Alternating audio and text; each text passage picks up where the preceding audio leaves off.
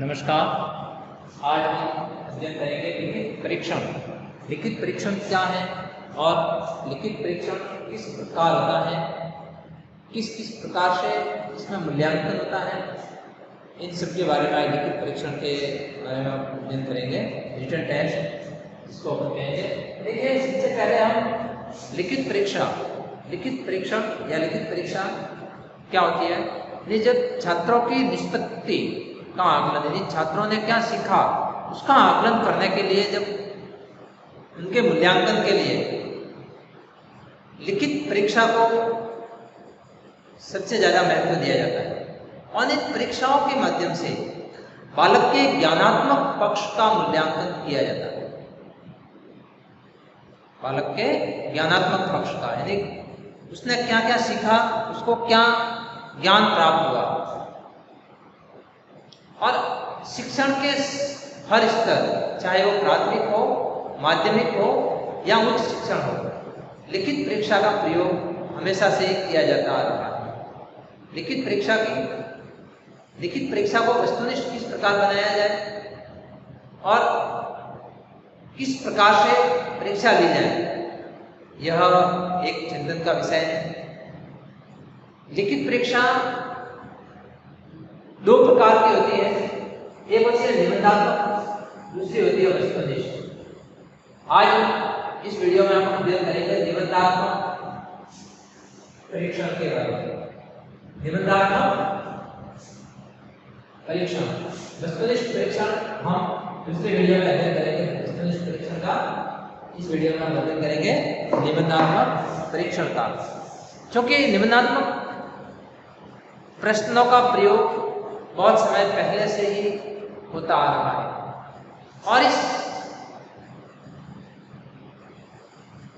और इसमें कुछ दोष होते हुए भी अपने गुणों के कारण इस परीक्षा का अपना एक महत्व है और ये परीक्षा अपने स्थान पर कायम है।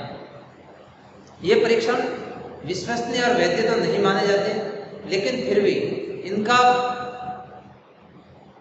उपयोग सालों से होता आ रहा है। इस परीक्षण से छात्र की लिखित अभिव्यक्ति क्षमता के अंदर उनका तात्विक विवेचन, विवरण, स्पष्टीकरण आदि का मूल्यांकन किया जाता है।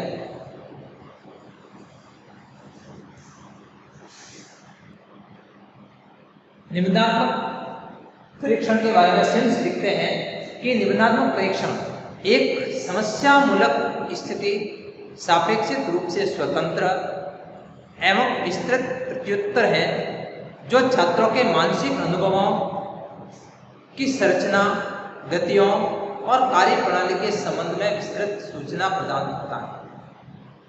यानी जो निबंधात्मक है वो एक समस्यामूलक स्थिति और सापेक्षित रूप से स्वतंत्र और विस्तृत प्रत्युत्तर है। स्वतंत्र रूप से छात्र वह स्वतंत्र रूप से लिखता है, विस्तृत रूप से लिखता है। और छात्रों के जो मानसिक अनुभव है वो कितना है, उसकी संरचना और उसकी कार्यप्रणाली किस प्रकार की है, उसकी सूचना प्रदान करता है। ये निबंधात्मक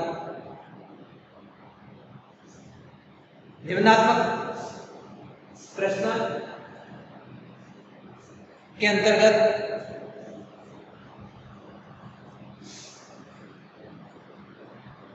दो प्रकार के प्रश्न होते हैं। एक तो होते हैं विस्तृत उत्तरीय परीक्षण और दूसरे होते हैं लघु उत्तरीय, यानी जिसका विस्तृत रूप से उत्तर दिया जाता है, बहुत विस्तृत लॉन्ग आंसर टाइप, और दूसरे होते हैं शॉर्ट आंसर टाइप। इनका एक सीमित दायरा होता है कि लगभग एक पेज में लिखिए, 2 पेज में लिखिए, ये इसका एक सीमित दायरा होता है 100 शब्दों में।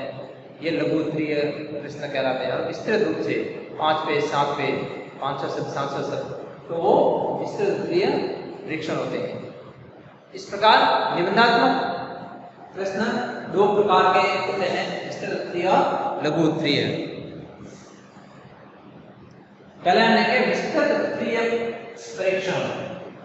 विस्तृत उत्तरीय परीक्षण क्या है, किस प्रकार से होते हैं, विस्तृत उत्तरीय परीक्षण, इस प्रकार के प्रश्नों के उत्तर विस्तृत होते हैं और इन प्रश्नों में छात्र उत्तर देने के लिए स्वतंत्र होता है और कहीं कहीं प्रश्नों में बहुत सारे प्रश्न उनके उत्तर दिए जाते हैं। निर्धारित समय सीमा में छात्र इन प्रश्नों के उत्तर देते हैं और इस प्रकार के प्रश्नों का उपयोग लगभग हर विषय में किया जाता है। इनके गुण क्या हैं? पहले इनके गुण देखेंगे। विस्तृत उत्तरीय प्रश्नों के गुण, यानी इसकी अच्छाइयाँ क्या है? विस्तृत उत्तरीय प्रश्न क्यों अच्छे माने जाते हैं? एक तो इससे छात्रों की लिखित अभिव्यक्ति और क्षमता का विकास होता है। छात्रों की लिखित अभिव्यक्ति और क्षमता का विकास।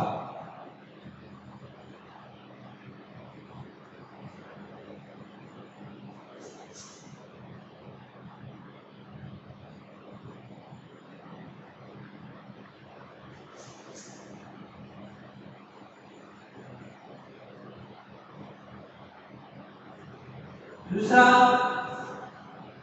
इससे प्रश्नों की रचना, समय, धन और श्रम की बचत होती है।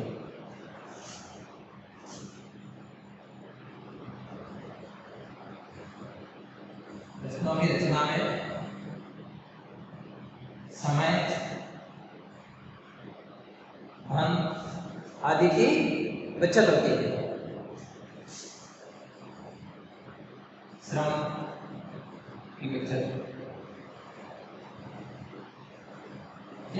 छात्रों में लिखित अभिव्यक्ति, इससे छात्र कितना लिख सकते हैं उसकी क्षमता का विकास होता है। ज्यादा से ज्यादा किस प्रकार लिखे, उनकी अभिव्यक्ति किस प्रकार की हो, इसकी क्षमता का विकास इससे होता है, विस्तृत प्रश्नों से। और प्रश्नों की रचना में समय कम लगता है, धन कम खर्च होता है, कम प्रश्न बनाए जाते हैं। जहाँ छोटे छोटे प्रश्न 50 एक लाइन में जहाँ 50 प्रश्न बनाए वहाँ पर 2 प्रश्नों में काम चल जाता है। इसलिए इससे समय की भी बचत होती है, धन की भी बचत होती है और छात्रों में विचार शक्ति और स्मरण शक्ति का विकास होता है। छात्रों में विचार और स्मरण शक्ति का विकास होता है।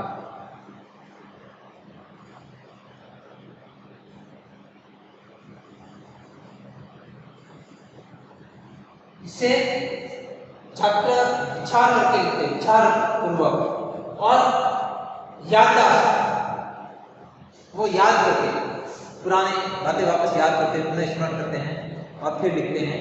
इससे उनमें स्मरण शक्ति का और विचार शक्ति का विकास होता है और छात्रों की भाषा शैली परिमार्जित होती है।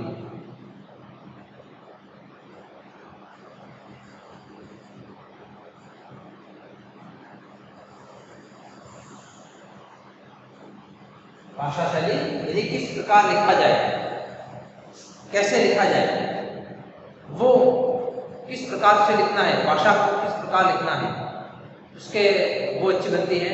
और बालकों में तथ्यात्मक ज्ञान कितना है उसकी परीक्षा होती है। बालकों के तथ्यात्मक ज्ञान की परीक्षा होती है। तथ्यात्मक ज्ञान की परीक्षा कि तथ्य कितने जानते हैं बालक, उनके बारे में ज्ञान प्राप्त होता है और छात्र और शिक्षक दोनों के लिए ये उपयोगी है। और शिक्षक दोनों के लिए उपयोगी है।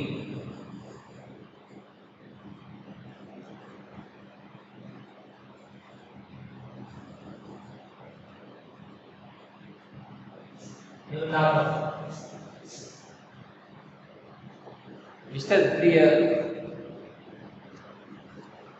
प्रश्न जिसको अपन कहते हैं, तो ये छात्रों में लिखित अभिव्यक्ति और क्षमता का विकास करते हैं। प्रश्नों की रचना, समय, प्रश्नों की रचना में कम समय लगता है, धन की बचत होती है, श्रम की बचत होती है। छात्रों में विचार और स्मरण शक्ति का इससे विकास होता है छात्र विचारात्मक और बात करके लिखते हैं। भाषा शैली, किस प्रकार की भाषा का उपयोग करना है, भाषा शैली का अच्छी बनती है।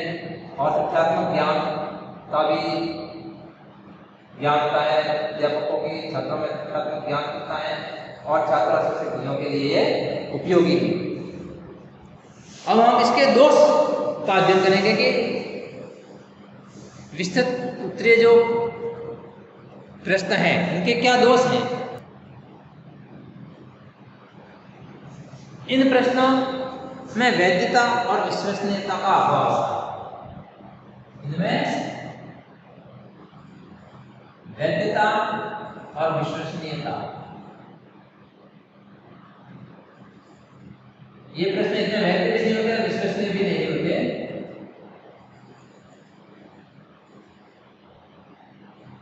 क्योंकि सभी का एक ही उत्तर नहीं आ सकता, सभी अपने अपने हिसाब से अलग अलग उत्तर लिखते हैं।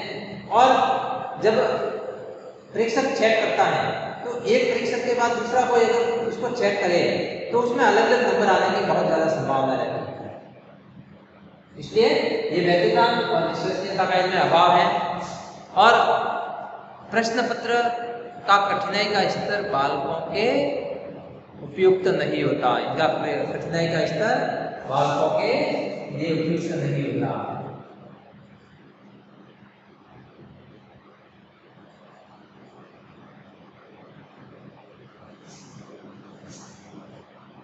के लिए उपयुक्त नहीं होता। इसी प्रकार से रटने की प्रवृत्ति को प्रधानता मिलती है। छात्र रटकर आते हैं,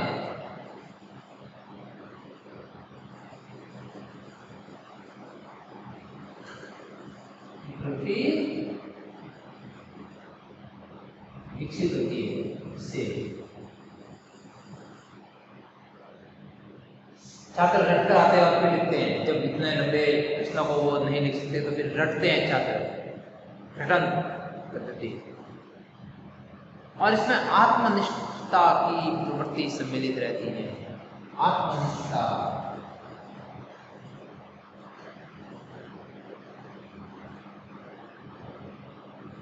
आत्मनिष्ठता की प्रवृत्ति। अध्यापक चाहे जिसको अच्छे नंबर दे सकता है, अध्यापक चाहे उसको कम नंबर दे सकता है। और सीमित पाठ्य वस्तु का प्रतिनिधित्व करते हैं। संपूर्ण पाठ्य वस्तु में से, जैसे मान लीजिए 3 घंटे का प्रश्न है तो निबंधात्मक की सारे देते हैं तो ज्यादा से ज्यादा 3 प्रश्न या 4 प्रश्न दे सकते हैं निबंधात्मक प्रश्न।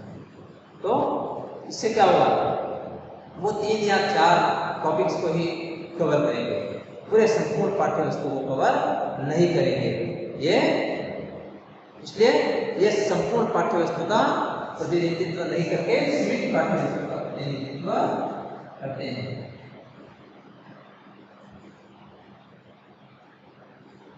इसमें सीमित पाठ्य वस्तु निहित होती है और इसी प्रकार से अंक वितरण में असमानता रहती है। अंक वितरण समान नहीं रहता।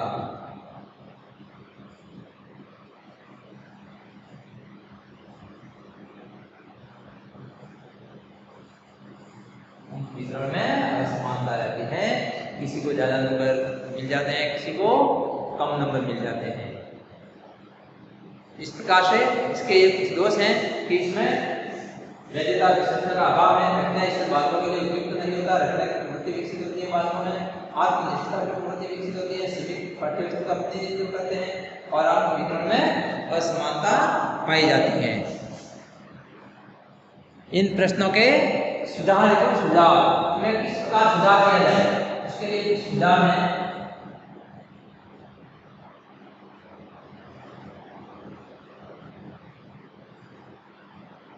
कि किस प्रकार अच्छा पेपर बनाया जाए।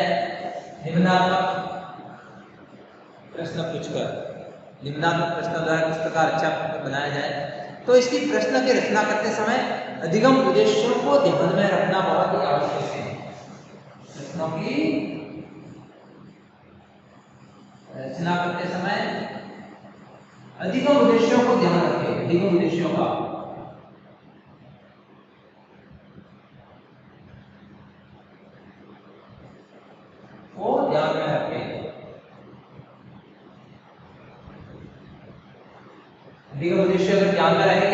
तो प्रश्न अच्छे बनेंगे, अधिगम उद्देश्यों के आधार पर बनेंगे।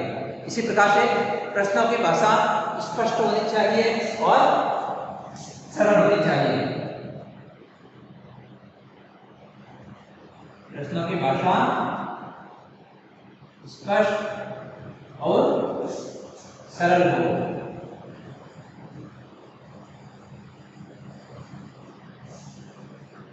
अन्यथा जो आंसर मिलना चाहिए वो आंसर नहीं मिलेगा, कुछ और आंसर मिल जाएगा।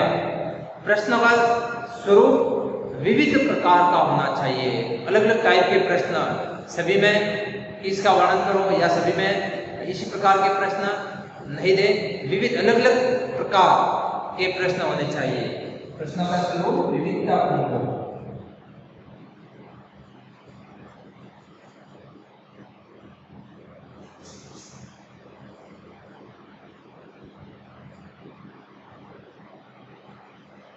जैसे किसी में कुछ चित्र बनाने के लिए भी कह दिया, फिर उनका अंगों के वर्णन करने का कह दिया, किसी में सीधा वर्णन करने का बता दिया, किसी में कुछ और अलग प्रकार से बता दिए। अलग अलग प्रकार से इनके प्रश्न होने चाहिए। अंकों का वितरण प्रश्न पत्र के साथ ही दे देना चाहिए। अंकों का वितरण प्रश्न पत्र के साथ।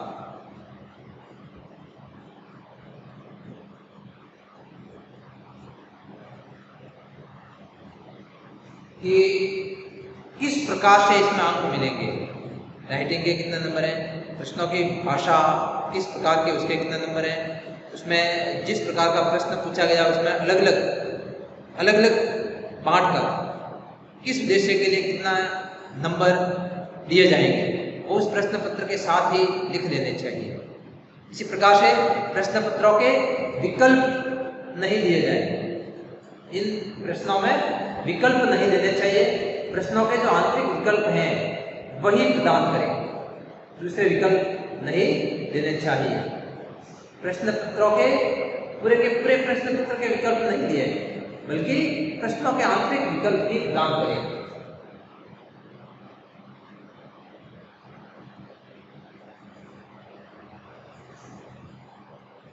का विकल्प नहीं देकर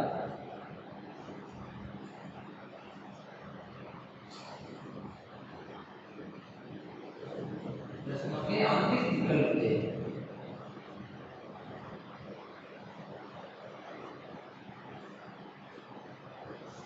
और इसी प्रकार से जो योग्य व्यक्ति हैं उनके द्वारा ही परीक्षा ली जाए, योग्य व्यक्तियों को परीक्षक नियुक्त किया जाए।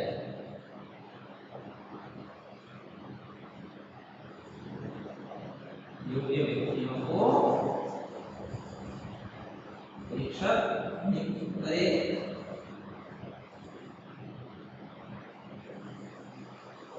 योग्य व्यक्तियों के द्वारा परीक्षा नहीं ली जाए, योग्य व्यक्ति ही परीक्षक नियुक्त हो ताकि सही परीक्षा हो। और प्रश्न सरल से कठिन के क्रम में दिए जाए, प्रश्न सरल से कठिन के क्रम में दिए जाने चाहिए। प्रश्न किस प्रकार के हो, सरल से कठिन, यानी सबसे पहले जो सरल प्रश्न है वो दिए जाए, उसके बाद में कठिन प्रश्न दिए जाए। इसी प्रकार प्रश्नों की जो रचना है वो स्पष्ट हो और छात्र के सामने उत्तर का चित्र भी स्पष्ट हो। जब प्रश्न की रचना स्पष्ट होगी तभी छात्र स्पष्ट रूप से उत्तर दे पाएंगे, अन्यथा छात्र उत्तर देते देते किसी अन्य मार्ग में भटक जाएंगे। इसलिए प्रश्नों की रचना में स्पष्टता होनी चाहिए और उत्तर ताकि वो स्पष्ट दे। और इसी के साथ साथ प्रश्नों की रचना मौलिक हो, किसी भी प्रकार से दूसरों पर निर्भर नहीं, मौलिक हो और रचनात्मक हो। प्रश्नों की रचना मौलिक और रचनात्मक होनी चाहिए।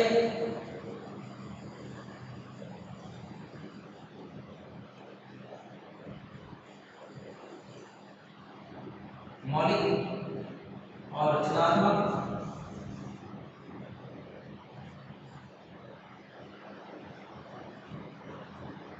होनी चाहिए, क्योंकि मौलिक होगी प्रश्नों की रचना, खुद परीक्षक जो पेपर बनाने वाला है वो अपने हिसाब से प्रश्न बनाए, कहीं और से प्रश्न नहीं ले, ताकि छात्र रटकर नहीं आए।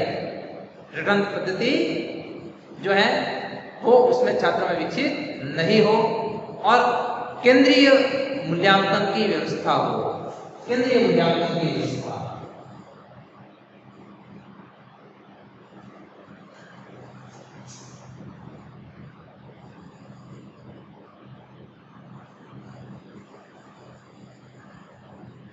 ताकि सभी को जैसा लिखा है उसी प्रकार के उनको नंबर मिले। केंद्रीय मूल्यांकन की व्यवस्था बहुत ही आवश्यक है। इसमें तो हम इस में सुधार के लिए प्रश्नों की रचना अधिगम उद्देश्यों को ध्यान में रखते हुए बनाए प्रश्नों की भाषा स्पष्ट हो ताकि छात्र स्पष्ट उत्तर लिखे, उनको एक मार्ग मिले स्पष्ट उत्तर लिखने का, और सरल हो ताकि छात्रों को जल्दी समझ में आ जाए। प्रश्नों का स्वरूप विविधतापूर्ण हो, एक ही प्रकार के प्रश्न नहीं हो। अंकों का वितरण प्रश्न पत्र के साथ भी देना चाहिए। जैसे हम बहुत बार देखते हैं कि जैसे तो कोई 10 नंबर का प्रश्न है तो 2 + 1 + 5 या 2 + 3 + 4 + 1, यानी किस उद्देश्य के लिए कितने अंक निर्धारित है वो, और प्रश्न पत्र का विकल्प नहीं दे। प्रश्न पत्र का विकल्प नहीं देकर केवल जो आंतरिक प्रश्न है उसका विकल्प दे कि ये प्रश्न पत्र नहीं तो दूसरा प्रश्न पत्र करें। तो प्रश्न पत्र का विकल्प कभी नहीं देना चाहिए। जो आंतरिक उसके अंदर जो प्रश्न है उसमें अथवा में आए और योग्य व्यक्ति ही परीक्षक नियुक्त हो।